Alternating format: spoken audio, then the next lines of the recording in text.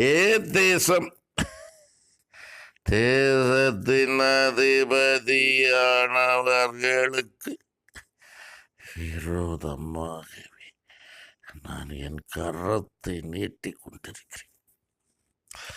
அரசியல் ஆதாயம் தேடிக்கொண்டிருக்கிற அரசியல்வாதிகளுக்கு விரோதமாகவே நான் என் கரத்தை நீட்டிக் கொண்டிருக்கிறேன்.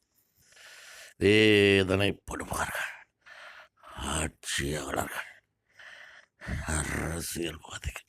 இதன் விளக்கம் என்னவென்றால், இத்தேசம் தேசத்தின் அதிபதியானவர்களுக்கு விரோதமாகவே நான் என் கருத்தை நீட்டிக் கொண்டிருக்கிறேன்.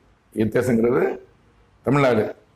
தேசத்தின் அதிபதியானவர்களுக்கு, அதிபதியான முதலமைச்சர், துணை முதலமைச்சர் எல்லாம் இருக்காங்கல்ல, அவர்களுக்கு விரோதமாகவே கடவுள் தன் கருத்தை நீட்டிக் கொண்டிருக்கிறார். முதலமைச்சர்களுக்கும்